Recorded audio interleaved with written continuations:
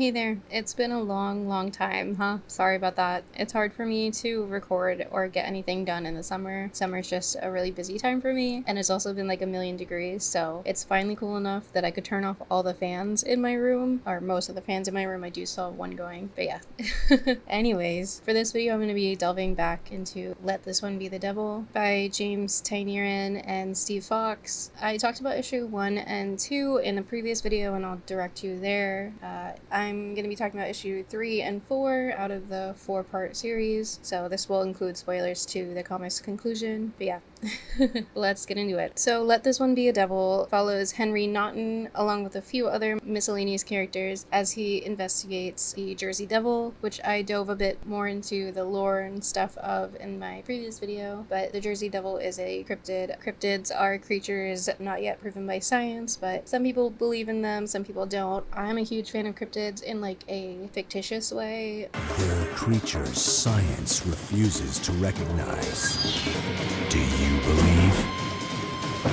But I've met people that sincerely believe in them. No hate or disrespect. Anyway, so because of circumstances with Henry's family, he is exposed to the Jersey Devil and spends much of issue 1 and 2 discovering the lore and historical elements of the Jersey Devil, leading up to where he's at currently, which is in the like 1900s, which was a pretty prominent year for the Jersey Devil. If you want to know more details about issue 1 and 2, go watch my other video and then come back if you want to hear about 3 and 4. Okay, so issue 3 actually starts with a aside that doesn't directly involve Henry. It takes place in Philadelphia in 1909 with a sideshow or like a museum who has the Jersey Devil on display. We of course learn and see that it's not really the Jersey Devil, it's a kangaroo kind of dressed up like it. This is just another instance presented in the comic of historical context and kind of the mystique of the Jersey Devil and how it used to enrapture people. Like, it was, I feel like this is a cryptid that at one point was very prominent, at least on the East Coast, and has sort of faded into more obscurity now than it used to have, although I'm sure anyone from New Jersey has still heard of it. The real meat and potatoes of issue 3 is a conversation between Henry and his mother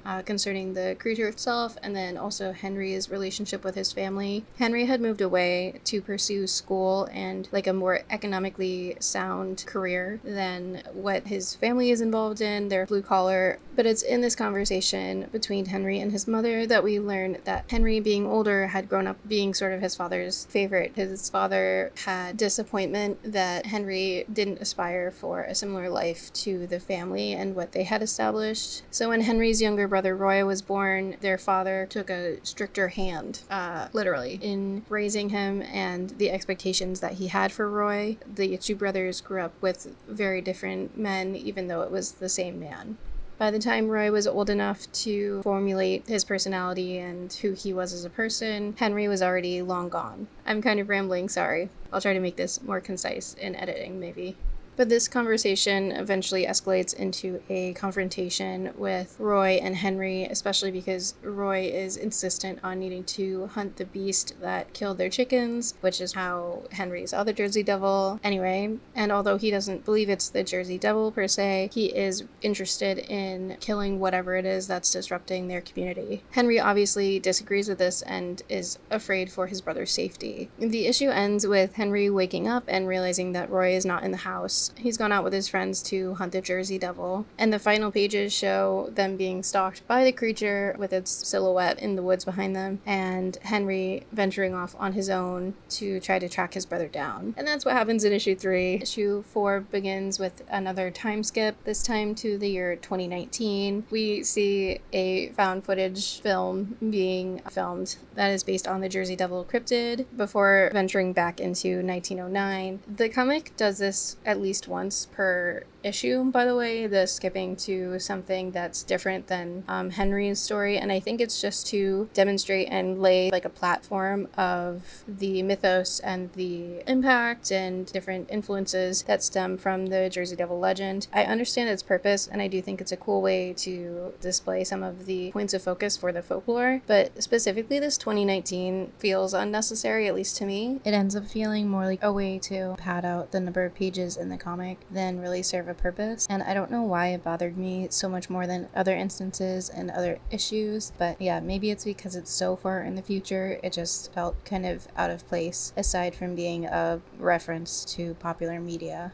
It doesn't really amount to anything in the story aside from getting some creepy eyes in the woods in one panel. But to speak a little bit more about the brother story, and then a big spoiler warning for how the comic ends, we pick back up with Henry as he's looking for Roy. He's venturing through the woods on his own, trying to catch up with Roy and his friends, and inevitably comes across the Jersey Devil, who chases him through the Pine Barrens. This is probably the most that we've seen the creature just flat out so far, which makes sense because it is the last issue. We get some really cool shots of the Jersey Devil, and I don't know, I really like the art in this book, but yeah, I like the way the action looks in the comic. Eventually, Henry does find Roy, and we see that he's been shot by one of his friends or one of the other hunters. I forget exactly what happens. I'm sorry, I'm not pulling the comic out to double check. But we see that Roy has been shot and is injured sitting in the woods by himself. When Henry finds his brother, he tries to comfort him, and they speak for a moment before he picks him up to bring him home. The boys' night in the woods ends with a really cool shot, actually, of them walking back to their homestead. And we see all the different versions of the Jersey Devil. It's a really interesting way to display all of the different mythos that we've been presented. And yeah, I thought it was a really effective, cool choice. Interestingly enough, though, Henry doesn't actually see the Jersey Devils, or it doesn't look like he does as they walk home. It's Roy who notices all of them and tries to comment on them to his brother. Up till now, Henry is the only one that has really seen the beast, with Roy not believing it existed at all. When Henry does look back, he tells Roy that it's just the woods. That's an interesting, at least in my opinion, development for his character, with him prioritizing his brother's well-being instead of the curiosity that had propelled his character throughout the first couple issues of the book. We get one more shot of the Jersey Devil itself, the creature that we've come to know as the definitive look of it, watching the boys travel home to meet their mother. We're then presented with one more time skip to 1735. We see Mother Leeds, the mom of the Jersey Devil, as she walks to the middle of the Pine Barrens. We see her meet up and embrace with the Jersey Devil creature. This implies that it's real, and that does leave me with a few questions of what was real, what wasn't real, and what the deal with the Jersey Devil is ultimately meant to be in the comic, in two directions, with you either believing that it's real or not. The boys' opinion is definitely left up for interpretation on if they truly believe it's the Pine Barrens playing tricks on them, or if they believe the creature is real. We also don't get any closure, I guess, on how the creature is affecting the town and community. 1909 was of real significance for the Jersey Devil, at least in the broad scale and effects that it had on public news and interest.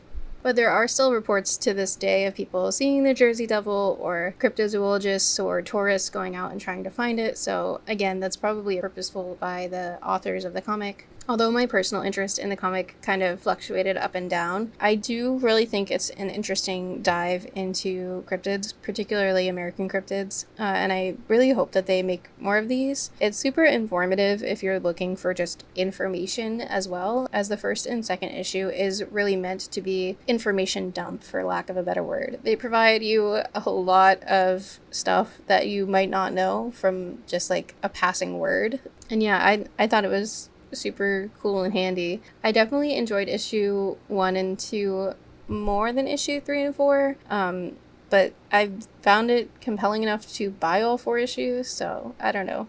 I guess this really depends on what kind of comic you're looking for. If you go into it expecting a high-action adventure, you're not going to really like this, at least I don't think you will. It takes its time meandering and informing the reader with various influences and sources, and isn't too focused on telling a gory, gross horror comic. I don't think it's scary, but if you're a fan of cryptids or passing interest in monsters in general, you might think it's worth checking out. I don't know.